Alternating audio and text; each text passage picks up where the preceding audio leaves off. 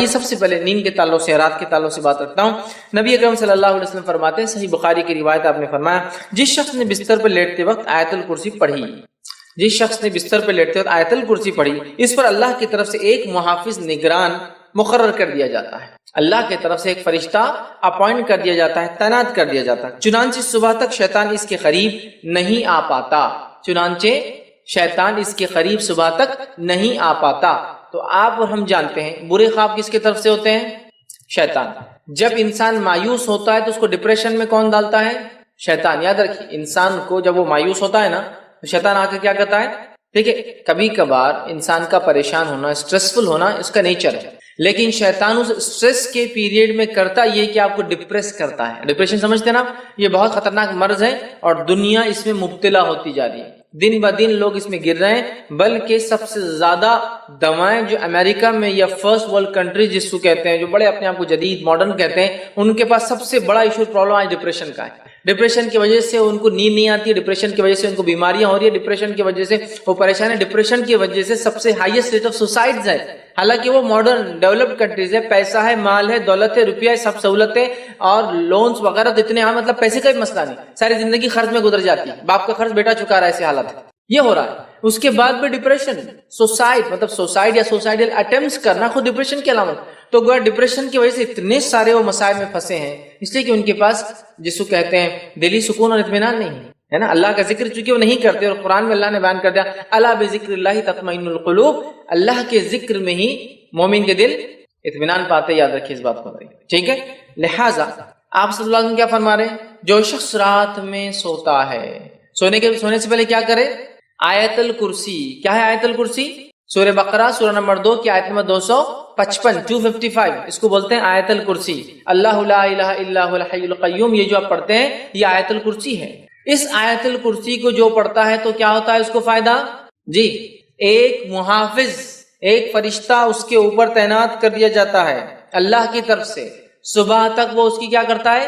حفاظت کرتا ہے۔ اب یہ ہم کو معمول نہ رہے یار، کہاں یاد رہتی سوتے وقت؟ ہاں، ہم سوتے بھی ہے تو جانوروں کے سو جاتے ہیں، اٹھتے بھی تو جانوروں کے اٹھ جاتے ہیں، جب دل بولا آنکھ لگ گئی سو گئے، جب دل بولا اٹھ گئے، نہ سوتے وقت کوئی ذکر نہ اٹھتے وقت کوئی اذکار، مطلب اللہ کا ذکر بڑا ہے، تو نیند بھی پھر سکون میں نہیں ہوتی اور سونے کے بعد بھی تھکان رہتی، بلکہ سونے کے بعد زیادہ تھک جاتے کچھ لوگ، تو چونکہ وہ کتاب و سنت کے مطابق اپنا 1/3 زندگی کا حصہ نہیں گزار رہے ہیں نا، اس بات کو سمجھیے، 1/3 سمجھ رہا، تو لہٰذا آیت الکرسی پڑھ کر فائدہ کیا ہوتا ہے؟ ایک محافظ۔ ابھی بات بھی سمجھ میں نہیں آتی ہم، اگر اس بات کو ایسا سمجھ لیجیے میں درس دینے آ رہا ہوں، اور جب بھی درس دینے آتا ہوں تو ایک آدمی میرے ساتھ گن لے کے کھڑا ہوتا ہے، تو آپ لوگوں کی حالت کیسی ہو جاتی؟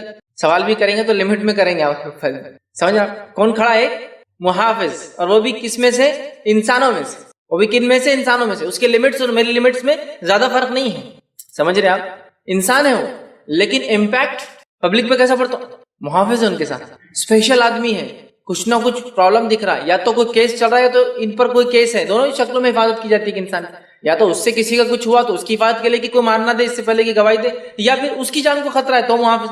تو ایک محافظ اگر میرے ساتھ آپ کھڑا دیکھیں تو آپ بہت ساری چیزیں میرے بارے میں امیجن کرنا شروع کر دیتے ہیں، تو اب اندازہ لگائیے، ایک محافظ، ایک گارڈ، انسانوں میں سے نہیں، جنوں میں سے بھی نہیں ہے، جنوں کی صلاحیتیں بھی ہم سے زیادہ ہوتی ہیں، جنوں میں سے بھی نہیں، کن میں سے؟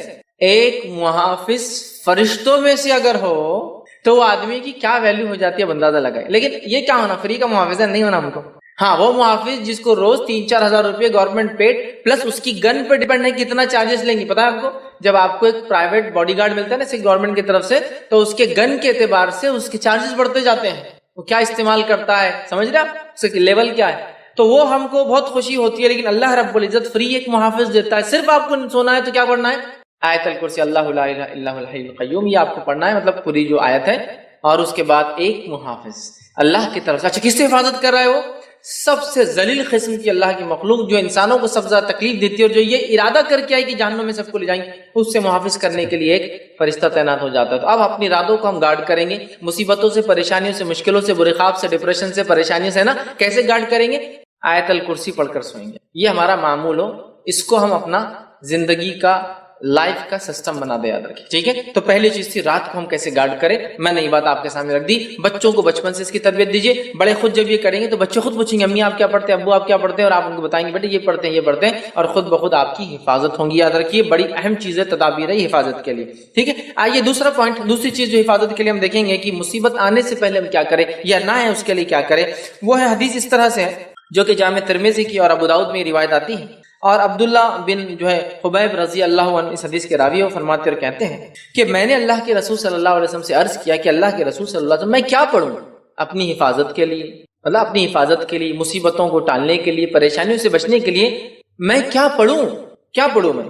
تو نبی اکرم صلی اللہ علیہ وسلم کو حل دے رہے ہیں، کیا پڑھنا ہے تم کو اپنی حفاظت کے لیے، مصیبت اور پریشانی سے بچنے کے لیے، اور اتنی چھوٹی چھوٹی دعائیں ہیں نا سبحان اللہ، لیکن ہم یہ نہیں کرتے ہیں۔ اگر کوئی ڈاکٹر بولے آپ کو اللہ نہ کرے شوگر ہو گئی، بی پی ہو گیا، صبح ایک دوا لے لیجیے، شام ایک دوا لیجیے، چھوٹی سی ہے، کتنا پابندی سے بیٹھ کے، حالانکہ کڑوی ہے، مہنگی ہے، مشکل ہے، جان بناتا نہیں دل بولتا کھانا، برابر ٹائم لے رہے اس لیے کہ پھر بی پی اور شوگر کنٹرول میں لانا ہے۔ لیکن اگر ہم وہی کہیں کہ مصیبت آفتیں بلائیں پریشانیاں مشکلوں کو دور کرنا ہے تو کنٹرول کے لیے اسکار ہے، نہ پیسہ جاتا ہے، نہ کوئی صرف منہ کھولنا ہے نا، لیکن وہ نہیں ہوتا ہم سے۔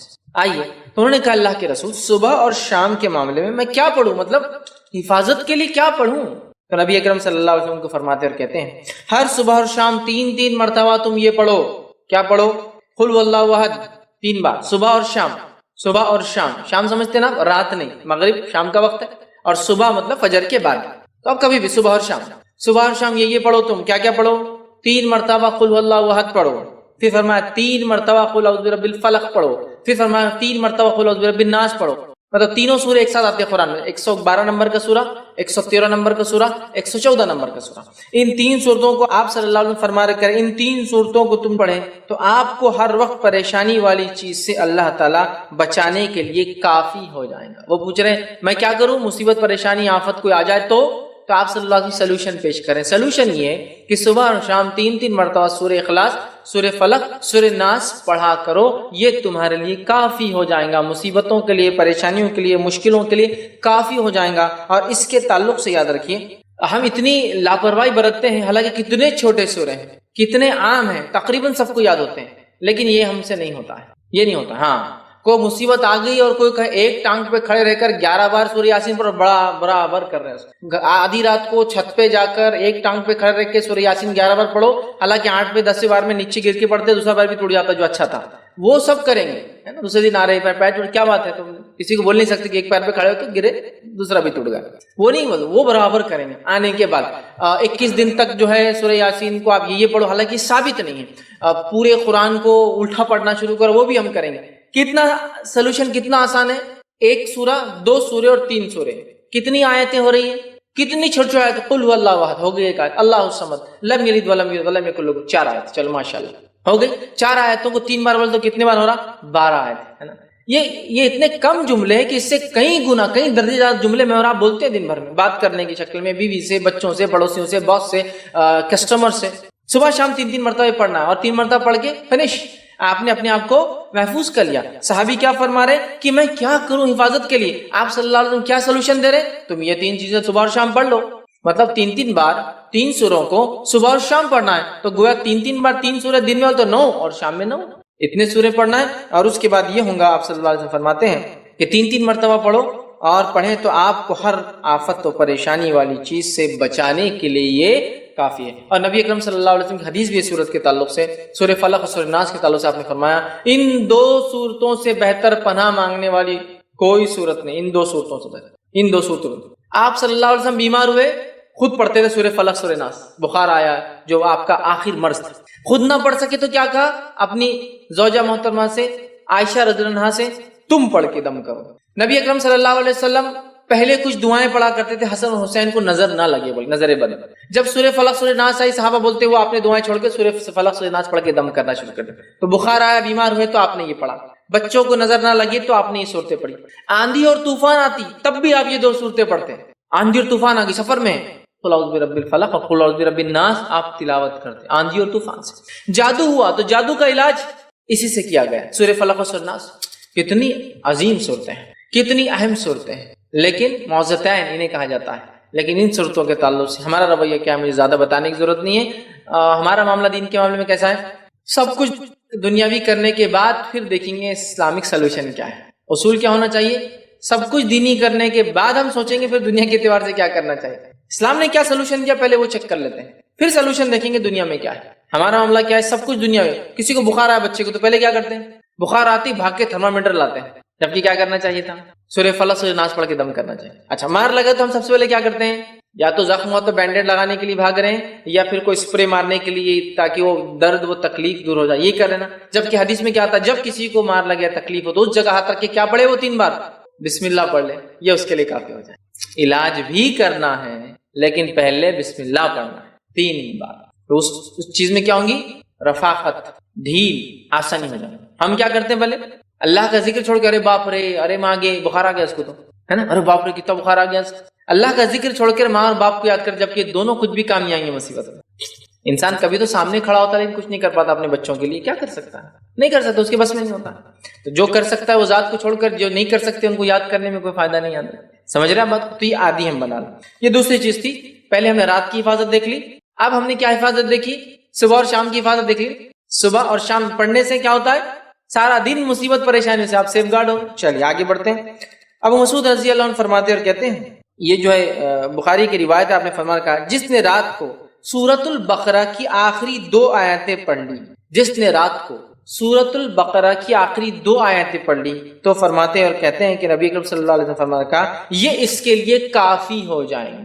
یہ 2 سورۃ البقرہ کی آخری آیتیں اس کے لیے کافی ہو جائیں گی. کچھ محدثین لکھتے کافی سے مراد یہ کہ اگر وہ دنیا سے چلے جائے تو نجات کے لیے کافی ہو جائیں گے. اگر مر گیا نیند میں, چونکہ نیند میں ہماری روحیں جمع کر لی جاتی ہے, اللہ جس کی چاہتا ہے واپس بھیج دیتا ہے اور جس کی چاہتا ہے وہیں رکھ لیتا, واپس نہیں آتی اس کی, اور وہ نیند میں انتقال کر جاتا ہے. سمجھا؟ تو جب ہم سو رہے ہیں اور سورۃ البقرہ کی آخری 2 آیتیں, آیت نمبر 285 اور 286, 25 اور 26, جو شخص یہ 2 آیتوں کو پڑھ لیتا ہے, کیا ہوتی ہے 2 آیتیں اس کے لیے کافی. تو ایک معنی ہے مر گیا تو نجات کے لیے کافی. دوسرا معنی جو حافظ ابن قیم الجوزی رحمہ اللہ فرماتے اور کہتے ہیں, دوسرا معنی یہ ہے, صحیح بات یہ ہے کہ گزشتہ حدیث کا مفہوم وہ لکھتے ہیں, یہ ہے اس کی تشریح میں, یہ ہے کہ سورۃ البقرہ کی آیتیں پڑھنا اسے ہر تکلیف دہ اور شر سے محفوظ رکھنے کے لیے کافی. سورۃ البقرہ کی یہ 2 آیتیں پڑھنا, وہ فرماتے ہیں ہر شر اور ہر برائی سے دور رکھنے کے لیے, محفوظ رکھنے کے لیے کافی. کتنی آسان بات ہے, ٹھیک, کتنا آسان ہے, لیکن یہ بھی ہم سے ہوتا ہے کیا. اور یہ سورۃ البقرہ کی 2 آیتوں کی آخری خصوصیت یہ ہے, اللہ رب العزت نے نبی اکرم صلی اللہ علیہ وسلم کو جب اپنے پاس معراج میں بلایا اور نماز کا تحفہ دیا, تو روایت میں آتا ہے کہ نماز کے تحفے کے ساتھ اور 2 چیزیں دی گئی. گویا 3 گفٹس ملے, 3 تحفے ملے. پہلا, نماز 5 وقتہ فرض کی گئی. دوسرا, سورۃ البقرہ کی یہ 2 آیتیں دی گئی. یہ 2 آیتیں مطلب موسیٰ علیہ السلام کو پوری توریت اللہ نے سیدھے دی, اس میں جبرائیل علیہ السلام بیچ میں نہیں تھے. رسول اکرم صلی اللہ علیہ وسلم پہ جو قرآن نازل ہوا جبرائیل علیہ السلام کے ذریعے ہوا, لیکن یہ 2 آیتیں اللہ نے سیدھے دی, جیسا توریت دی تھی موسیٰ علیہ السلام, سیدھے دی, کوئی بیچ میں نہیں تھا, کوئی میڈیٹر نہیں, کوئی وسیلہ نہیں, کوئی فرشتہ نہیں, سیدھے دے دی. دوسرا تحفہ اور تیسرا تحفہ دیا, یہ اعلان کیا جو آپ کی امت میں سے شرک نہیں کرے گا اس کو میں معاف کر دوں. 3 تحفے ملے. ایک تحفہ یہ بھی تھا سورۃ البقرہ کی آخری 2 آیتیں, بہت خاص آیتیں ہیں, یہ ہمارے لیے کافی ہو جاتی ہے ہر شر, مشکل, پریشانی, مصیبت. یا دوسرا معنی لے تو اگر مر جائے نیند میں تو انشاءاللہ عزیز نجات کے لیے کافی ہو جائیں گے. ہمیں اس کو پڑھنا چاہیے. تو ایڈیشن کر لیجئے رات میں پڑھنے میں, یہ بھی بہت چھوٹی چھوٹی آیتیں ہیں, ٹھیک ہے. اسی طرح آیت الکرسی ہے, ان کو ہم پڑھنے کا معمول بنا لیں. آئیے آگے بڑھتے ہیں. اسی طرح جو ہے حفاظت کے لیے پریشانی اور مصیبت نہ آئے بول کر جو چیزیں ہم احتیاطی تدابیر کے طور پر, پریکاشنری میجر کے طور پہ کر سکتے ہیں, جامع ترمذی اور مسند جو ہے بزار کی ایک روایت ہے. ابو ہریرہ رضی اللہ عنہ فرماتے اور کہتے ہیں کہ رسول اکرم صلی اللہ علیہ وسلم فرمایا کہا جس شخص نے کسی مصیبت زدہ آدمی کو دیکھ کر یہ دعا پڑھ لی, چلے دن محفوظ ہو گیا, رات محفوظ ہو گئی. اب اس کے علاوہ بھی لیکن مصیبت ہے نا, اور بھی. جس کسی شخص نے ایک انسان کو ایک مصیبت میں دیکھ کر یہ دعا پڑھ لی تو اللہ اس کو یہ مصیبت میں نہیں ڈالے گا. سمجھا؟ ایک بیمار کو آپ نے دیکھا, کتنا بیمار ہے, دعا تو لیکن دعا اپنے لیے پڑھ لی, اللہ وہ بیماری میں انشاءاللہ مجھے نہیں ڈالے گا. کسی کو دیکھا جو مالدار تھا, اب مخروض ہو گیا, قرضدار ہو گیا, بھکاری بن گیا, خلاش ہو گیا, تو اس کو دیکھ کر اگر یہ دعا پڑھ لے تو انشاءاللہ اللہ مجھے خلاش نہیں کرے گا. جس کسی نے کسی انسان کو مصیبت میں دیکھ کر یہ دعا پڑھ لی, اللہ اس کو اس مصیبت میں نہیں ڈالے گا. ہوتا ہے نا بہت سے لوگوں کو دیکھ کے آپ کیا ہوتے ہیں, اللہ ایسا عذاب, ایسی تکلیف, ایسی مصیبت, ایسی پریشانی کس کو نہ دے, دشمن کو بھی نہ دے, ایسا بولتے ہیں نا. تو یہ دشمن کو بھی نہ دے بولنا اس سے کچھ فائدہ نہیں ہوگا, یہ پڑھ لینے سے فائدہ ہوگا. کہ وہ مصیبت پریشانی ہم پر نہیں آئیں گی۔ آئیے حدیث کس طرح سے نبی اکرم صلی اللہ علیہ وسلم فرماتا ہے، جس نے یہ دعا پڑھی الحمدللہ الذی عافانی مما ابتلاک بہ، جس نے یہ دعا پڑھی، جس کا دیکھیے معنی یہ ہے الحمدللہ الذی عافانی مما ابتلاک بہ وفضلنی علی کثیر ممن خلق تفضیلا، جس کا ترجمہ ہے سب تعریف ہے اللہ کے لیے جس نے مجھے اس مصیبت سے بچایا جس میں آپ کو مبتلا کیا ہے۔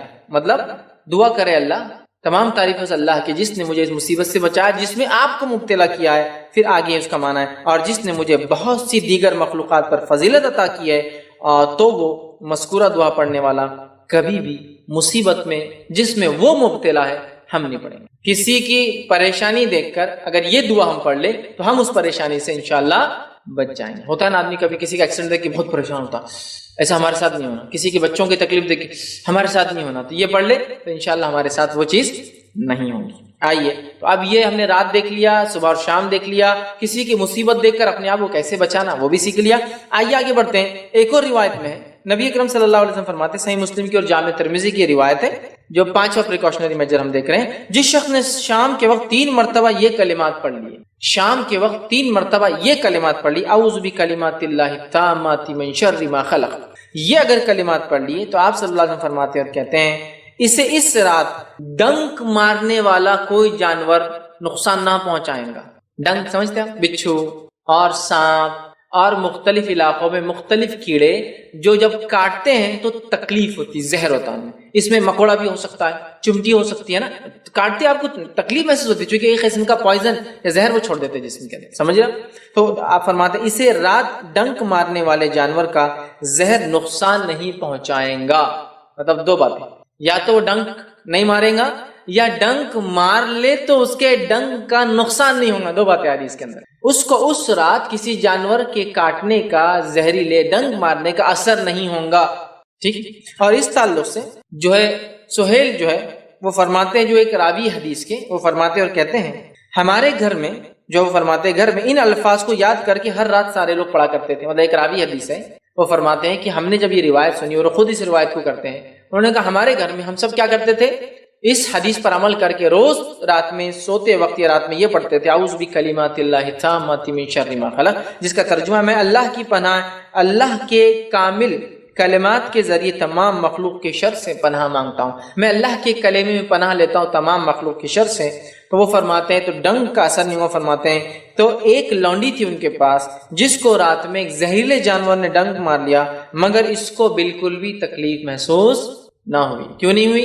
کیونکہ اس نے وہ دعا پڑھ رکھی تھی، اور جب نبی نے کہہ دیا کہ ڈنک مارنے والے جانور کا اثر نہیں ہوگا تو کیسے ہو سکتا ہے؟ کیا نبی نے ہم سے جھوٹ کہا؟ نعوذ باللہ نہیں نا۔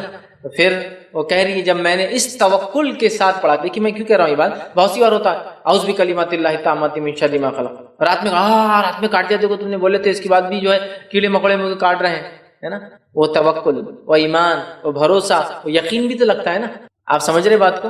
نہیں، اب بول دی انہوں نے تو کر کے دیکھ لیتے عمل کیا ہوتا، نہیں، وہ کامل یقین ہونا چاہیے۔ آئیے ایک واقعہ سناتا، علی بن ابی طالب رضی اللہ عنہ، نبی اکرم صلی اللہ علیہ وسلم ہجرت کے لیے جا رہے ہیں، سارے دشمن ہیں، لوگ آپ کو قتل کا منصوبہ بنا چکے ہیں، ہر قبیلے کا ایک نوجوان آگے بڑھ چکا ہے، اس لیے کہ سب مل کر اگر ماریں گے تو پھر کیا ہوگا، خون سب کا، ورنہ ایک ماریں گا تو اس کو مار دیا جائے گا نا، اگر 20-25 لوگ مل کر قتل کریں گے تو کیا ہو جائے گا، پیسے کے بدلے وہ چھوٹ جائیں گے۔ پلاننگ کر رہے ہیں، گھر کے باہر بیٹھے ہیں، نبی اکرم صلی اللہ علیہ وسلم دشمنوں کے بیچ سے گزر جاتے ہیں، اللہ رب العزت کی کمال دکھاتا ہے، یہ معجزہ دکھاتا ہے، کوئی آپ کو نہیں دیکھ پاتا، علی کو کہتے ہیں علی تم بستر پہ سو جاؤ تاکہ لوگوں کو لگے کوئی سو رہا، اور صبح امانتوں کو لوٹا کر مدینہ آ جانا ہجرت کر کے۔ بہت سے لوگ بولتے ہیں علی بن ابی طالب رضی اللہ عنہ کی ہمت، شجاعت، بہادری دیکھیے کہ دشمن اگر چاہے تو آپ کو قتل کر سکتا ہے، لیکن اس کے بعد بھی نبی اکرم صلی اللہ علیہ وسلم کی جگہ آپ سوئے، ہے نا، کیونکہ اگر سمجھ لیجئے دشمن آیا اور بغیر چہرہ دیکھے مار دیا، اچانک حملہ کر دیا تیروں سے، نیزوں سے، تلوار سے، تو آدمی تو کیا، لیکن علی بن ابی طالب رضی اللہ عنہ ایک دم اطمینان کے ساتھ لیٹے ہوئے اس جگہ۔ کیوں؟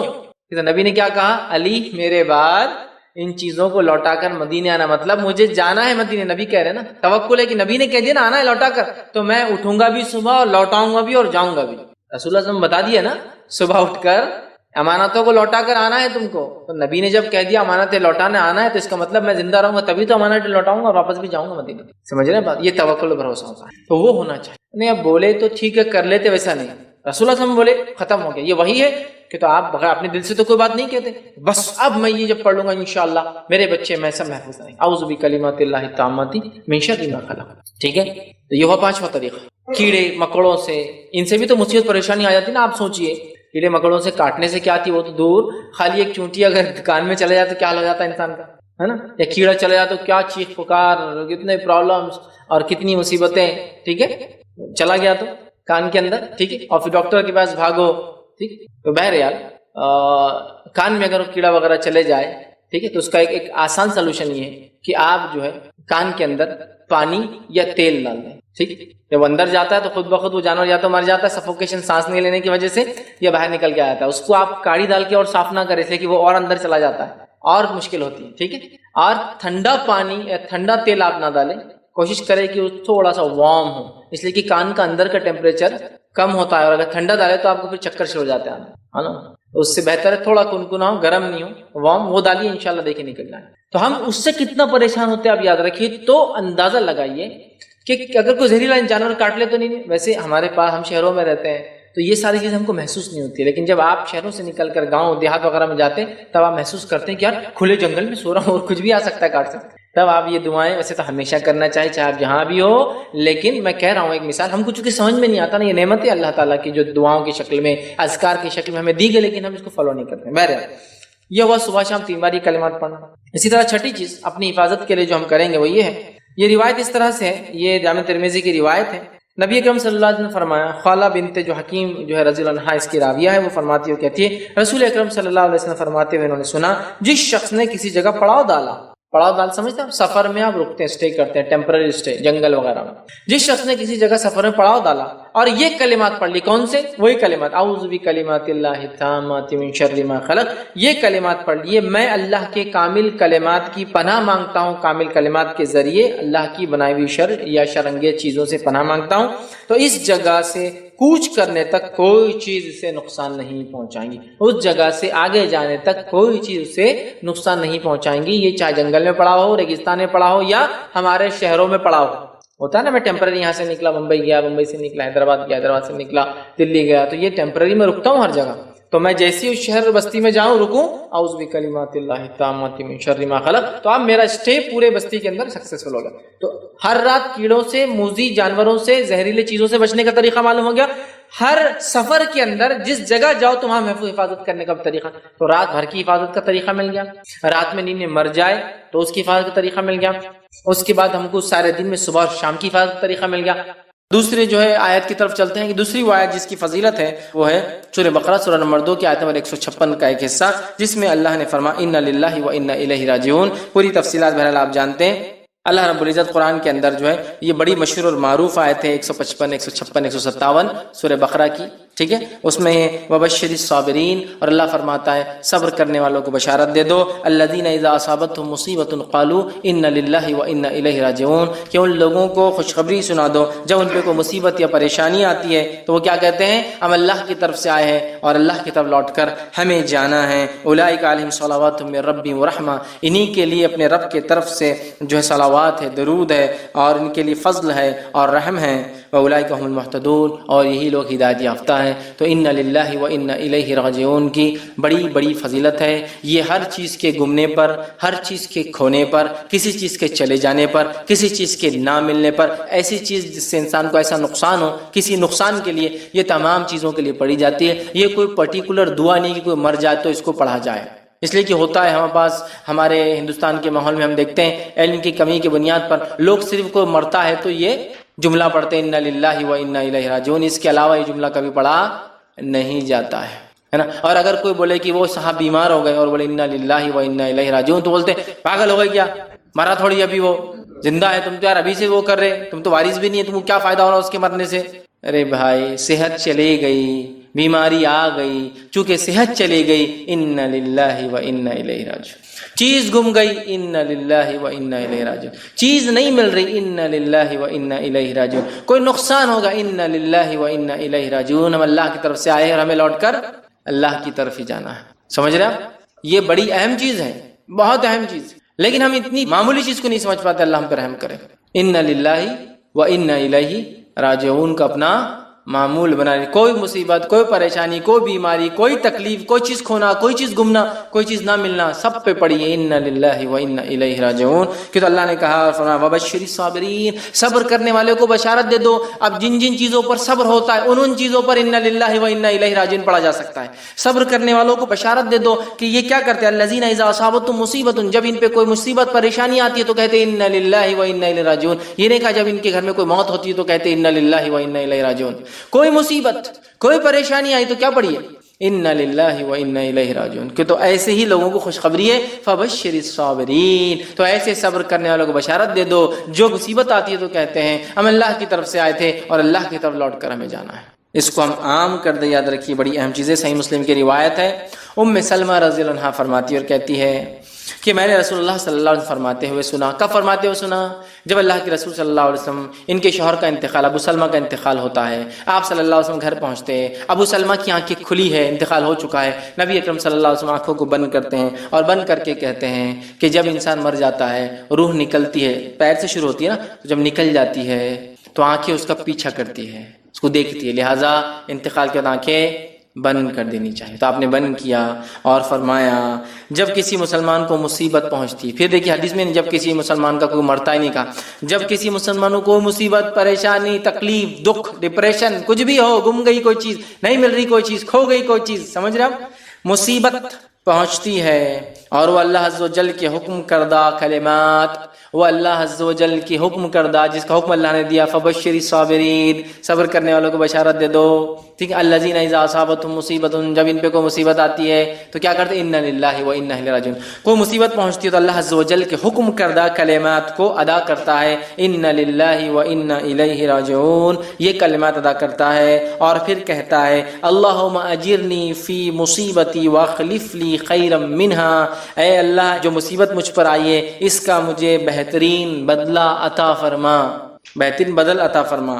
تو یہ جب پڑھتا ہے کوئی شخص، جس کا ترجمہ دیکھیے اس کا پڑھتا، ہم اللہ کے لیے ہیں اور ہم اسی کی طرف پلٹ کر جائیں گے، یا اللہ مجھے اس مصیبت کا بدلہ اور ثواب عطا فرما اور اس سے بہتر عطا فرما، کہے تو اللہ تعالیٰ اس سے بہتر چیز عطا فرما دیتا ہے. جب کوئی مصیبت ہو جائے اور کوئی کہے انا للہ و انا الیہ راجعون تو اللہ تعالیٰ کوئی بہتر چیز اسے عطا کر دیتا ہے. سمجھ رہے ہیں بات کو؟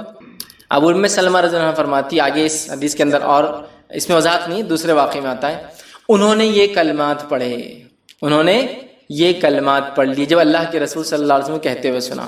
ٹھیک ہے، اور پھر کہتی ہے جب میرے شوہر کے انتقال ہونے کے بعد میں نے عدت گزار لی تب مجھے نبی اکرم صلی اللہ علیہ وسلم کا پیغام آ گیا اور انہوں نے ان کے شوہر کے انتقال پر پڑھا تھا انا للہ و انا الیہ راجعون، اے اللہ اس مصیبت کا مجھے بدلا اور اس سے اچھا بدلا عطا فرما. اب وہ انتظار کر رہی تھی اس سے اچھا کیا ملے گا ابو سلمہ سے.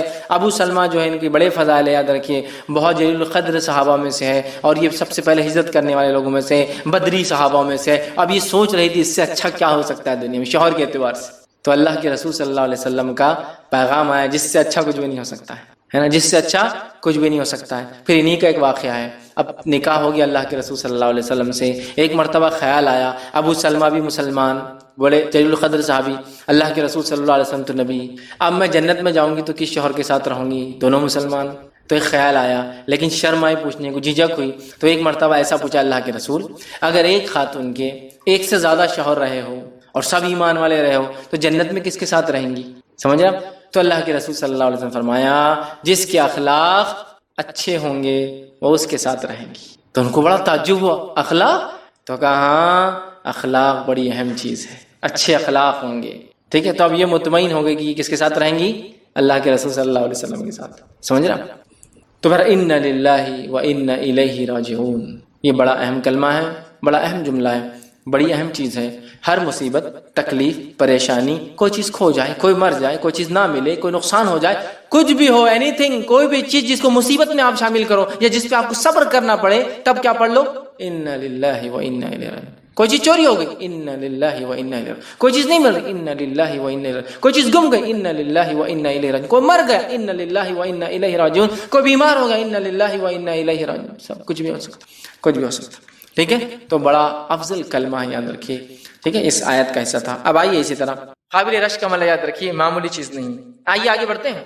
صدقے کے کنڈیشن کیا ہے، کسے اور کیسے دیں، ٹھیک ہے؟ تب کیسا دینے کی کچھ باتیں ہو رہی ہے، کسے دیں انشاءاللہ آخر میں رکھتا ہوں۔ کنڈیشنز، صدقہ جو ہم خرچ کی بات کریں اللہ کی راہ میں، مطلب لوگوں کو، مسکینوں کو، مسافروں کو، مانگنے والوں کو، اور مختلف کاموں میں، دینی اداروں کو، مسجدوں کو، مدارس کو، جو ہم خرچ کی بات کر رہے ہیں، نفلی صدقے کی بات کر رہے ہیں، اس سے کنڈیشنز کیا ہے؟ اس لیے کہ بہت ساری مرتبہ ہم لوگ صدقہ دیتے ہیں لیکن اس سے کنڈیشن نہیں معلوم ہوتے، اور پتہ نہیں اپنے صدقے کو خلط ملط کر کے بیکار کر دیتے ہیں، مطلب ویسٹ کر دیتے ہیں۔ صدقہ تو دیا اور کنٹینیوسلی وہ کیا جا رہا ہے، بولو میرا نام، بولو نا میں نے صدقہ دیا، بولو نا، تو بیچاروں کو آ کے مجبور بولنا پڑا، فلاں صاحب نے اتنا صدقہ دیا تو اب ذرا سکون آیا، صدقہ قبول ہو، ایسا لگ رہا ہو۔ یہ ہو جاتا ہے، مطلب بلوایا جا رہا ہے۔ کبھی یہ ہو رہا ہے صدقہ تو دے دیا جا رہا ہے اور بعد میں جب وہ صاحب راستے مل رہے ہیں تو دوستوں سے، ساتھ میں کچھ لوگ کھڑے تو کہا جا رہا ہے ہاں یہ دیکھیے بچہ ہمارے صدقوں کو پلتا ہے ماشاءاللہ، دیکھو اب پڑھ لکھ کے ہمارے صدقوں پہ کتنا آگے چلے گیا۔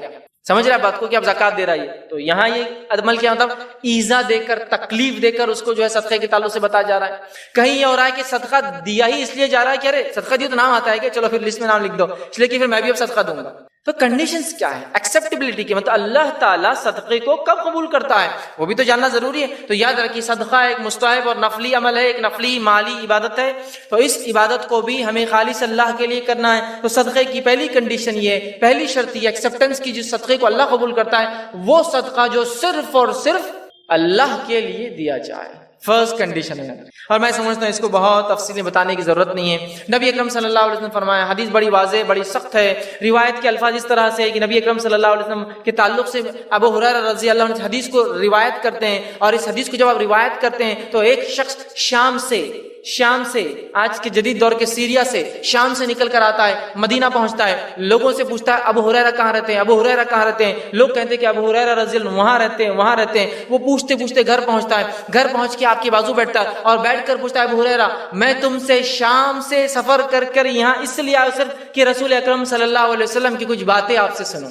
وہ کہتے کیا واقعے میں تو صرف اور صرف شام سے سفر کر کے میرے پاس اسی نیت سے آئے کہ صرف اور صرف حدیث رسول مجھ سے سنے صلی اللہ علیہ وسلم؟ تو کہا ہاں بس یہی انٹینٹ سے نکلا ہوں کہ تم سے کچھ سنوں۔ تو کہا پھر تمہیں ایک ایسی روایت میں بیان کروں گا جو میں نے اب تک کسی سے بیان نہیں کی، ایک ایسی روایت بیان کروں گا جو اللہ کے رسول صلی اللہ علیہ وسلم مجھ سے بیان کی، میں نے کسی سے بیان نہیں کی، اور اللہ کے رسول صلی اللہ علیہ وسلم میرے گھر آئے تھے اور یہاں بیٹھے تھے جہاں میں بیٹھا ہوں، اور میں وہاں بیٹھا تھا جہاں تو بیٹھا ہے، اور اللہ کے رسول صلی اللہ علیہ وسلم مجھ سے کہا، اور یہ کہہ کر آپ گر گئے اور بے ہوش ہو گئے۔ پانی ڈالا گیا، اٹھایا گیا، ہوش میں آئے، پھر کہا چونکہ تم شام سے نکل کر میرے پاس آئے صرف حدیث رسول سننے آؤ، میں تم کو ایک حدیث سناتا ہوں، اللہ کے رسول صلی اللہ علیہ وسلم نے مجھے یہی سنائی تھی، میں یہاں بیٹھا تھا جہاں اللہ کے رسول صلی اللہ علیہ وسلم بیٹھے تھے، میں بیٹھا ہوں، تم جہاں بیٹھے ہو وہاں میں بیٹھا تھا، اور آپ صلی اللہ علیہ وسلم نے کہا، یہ کہہ پھر بے ہوش ہو گئے، غشی طاری ہوگی، بے ہوش ہو گئے، انکانشیس ہو گئے، پھر پانی وانی وغیرہ اٹھایا، ہوش میں آئے، کہا کہ چونکہ تم سفر کر کے اتنے دور سے آئے اور صرف اس لیے حدیث رسول سنے مجھ سے، تو سنو پھر اللہ کے رسول صلی اللہ علیہ وسلم مجھ سے بیان کیا، جہنم 3 لوگوں سے دہکائے جائیں گی۔ سب سے پہلے 3 جانے والے لوگ، کہا پہلا شہید جو اللہ کے راہ میں شہید ہو، دوسرا ایک غنی مالدار انسان وہ دوسرا ہوں گا، اور تیسرا کہا ایک عالم دین، یہ ایک حدیث میں الفاظ ہے قاری، اللہ کی کتاب کو پڑھنے والا، یہ تیسرا ہوں گا جسے جہنم سب سے پہلے دہکائے جائیں گے۔ اور اللہ تعالیٰ وہ شہید کو اٹھائیں گا، وہ شہید اللہ کے پاس آئیں گا، اللہ کہیں گا کہ میں نے تجھے جسم دیا تھا، طاقت تمہیں کیا کیا؟ وہ کہیں گے اللہ میں تیرے راہ میں شہید ہوا، اپنی جان دے دی، اس سے بڑا کام کیا کر سکتا تھا؟ اللہ کہیں گا تو نے جھوٹ کہا، اللہ کے فرشتے کہیں گے تو نے جھوٹ کہا، اللہ تعالیٰ کہ تو نے تو اس لیے شہادت حاصل کی کہ لوگ تیرے مرنے کے بعد تعریف کرے وہ شہید تھا، وہ شہید تھا، تیرا نام ہوا، تجھے شہید دنیا میں کہا گیا، لہٰذا میرے پاس کچھ نہیں، حکم ہوگا فرشتوں کو اس کو پکڑ کے جہنم میں ڈال دو، فرشتے اس کے سر کے بال پکڑ کے منہ کے اوپر رگڑتے ہوئے جہنم پھینک دیں گے۔ اسی لیے محدثین نے اپنی حدیثوں کی کتاب میں سب سے پہلی روایت لکھی انما الاعمال بالنیات، اعمال کا انحصار، اعمال کا دار و مدار اعمال نیت سے۔ شہید جان دے دی، جان سے بڑی کوئی چیز نہیں، انسان وقت پڑنے پر بولتا سب کچھ لے لو مال، جان مت لو، اس نے جان بھی دے دی، لیکن انٹینشن درست نہیں تھا۔ سمجھ رہے ہیں بات؟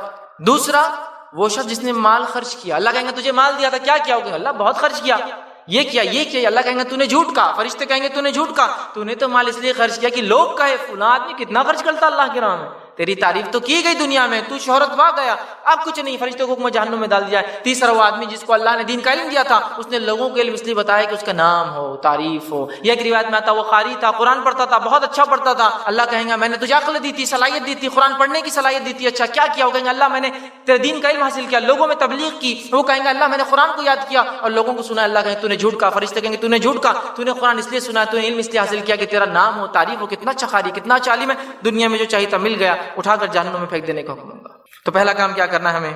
اخلاص، اپنے صدقات چھوٹے ہو یا بڑے ہو، کتنا بھی چھوٹا کیوں نہ ہو، یاد رکھیے، لیکن وہ مخلص خالص دیا جائے، اس کا اجر بہت ملتا ہے، آگے انشاءاللہ بات رکھوں۔ دوسری چیز، حلال کمائی سے دیا جائے۔ اخلاص کے بعد سیکنڈ کنڈیشن صدقات کی کیا ہے معلوم آپ کو؟ وہ اپنی حلال روزی سے دیا جائے، اس لیے کہ اللہ تعالیٰ صرف حلال کو قبول کرتا ہے۔ قرآن میں اللہ رب العزت فرماتا ہے، سورہ بقرہ سورہ نمبر 2 آیت نمبر 266 267 نے فرمایا، کہا اس میں خرچ کرو جو تمہیں اللہ نے پاکیزہ کمائی تمہاری ہے اس میں سے تم خرچ کرو۔ اللہ فرماتا ہے انفقوا من طیبات ما کسبتم، حلال روزی میں سے، حلال چیزوں میں سے تم خرچ کرو جو تم کماتے ہو۔ تو اللہ تعالیٰ حلال کو ہی قبول کرتا ہے، یاد رکھیے۔ میں یہ بات کیوں کہہ رہا ہوں؟ اس لیے کہ بہت سارے لوگ حرام چیزوں کی طرف جاتے ہیں، خوب حرام کماتے ہیں اور خوب خرچ کرتے ہیں، یہ سوچ کے کہ شاید وہ حرام میں سے خرچ کیا گیا سے کچھ نہ کچھ لیول ہو جائے گا۔ نہیں ہوتا، اس لیے کہ اللہ تعالیٰ صرف پاکیزہ چیز کو قبول کرتا ہے، حلال کمائی کو قبول کرتا ہے۔ تو حلال مال سے خرچ کیا جائے، یاد رکھیے، اس لیے کہ اللہ حرام کو قبول بھی نہیں کرتا ہے۔ صحیح بخاری کی روایت ہے، جو شخص حلال کمائی میں سے ایک کھجور صدقہ کرتا ہے، جو شخص حلال کمائی میں سے ایک کھجور صدقہ کرے تو اللہ تعالیٰ اس حلال کمائی کو ہی صرف قبول کرتا ہے۔ تو اللہ اس حلال کمائی سے کیا ہوا، ایک کھجور کو اللہ اپنے ہاتھ میں لیتا ہے اور اس کو سیدھے ہاتھ میں لے کے اتنا بڑھاتا ہے، ایسا سنبھالتا ہے جس طرح سے تم میں سے کوئی ایک شخص اپنے بچڑے کو پالتا ہے۔ گاؤں وغیرہ میں جانوروں کو جو لوگ پالتے ہیں ان کو پتا ہے بچڑے کو پالنے کی اہمیت کیا ہے، بعد میں وہ کٹا بنے گا، مضبوط بنے گا تو ہل چلائیں گا، بہت کام آتا ہے، بکتا ہے قیمتوں میں نا۔ تو اللہ تعالیٰ اس ایک کھجور کو ایسا پالتا ہے جیسے تم میں سے کوئی ایک شخص، نبی اکرم صلی اللہ علیہ وسلم فرماتے ہیں، ایک بچڑے کو پالتا ہے، اور اس صدقے کو اللہ بڑھاتا ہے اس حد تک کہ وہ ایک کھجور احد پہاڑ کے برابر بن جاتا ہے قیامت کے دن۔ ان ریٹرن مطلب ایسا انویسٹمنٹ کہ سمپل ایک ڈیٹ، ایک کھجور انویسٹ کرنا ہے، ان ریٹرن احد پہاڑ کے برابر نہیں کیا لینا ہے، اللہ کی راہ میں خالص نیت سے حلال مال سے کمایا ہوا، چونکہ یہ کنڈیشن ہے۔ تو ایک کھجور، تو میں سمجھتا ہوں صدقے کا لمٹ بھی پتہ چلی، کم سے کم کیا دیا سکتا، کچھ بھی ہو سکتا ہے، کچھ بھی ہو سکتا ہے، یاد رکھیے ایک کھجور بھی صدقہ ہو سکتا ہے، کیونکہ عرب میں نبی اکرم صلی اللہ علیہ زمانے میں سب سے ادنا چیز جو گھروں میں ہوتی تھی وہ کھجوری تھی، چاہے وہ قیمتی والی ہو، سستی والی کھجوری ہوا کرتی تھی، ایک کھجور بھی، لیکن حلال ہو، یاد ہے، کیونکہ اللہ حلال کے علاوہ قبول نہیں کرتا۔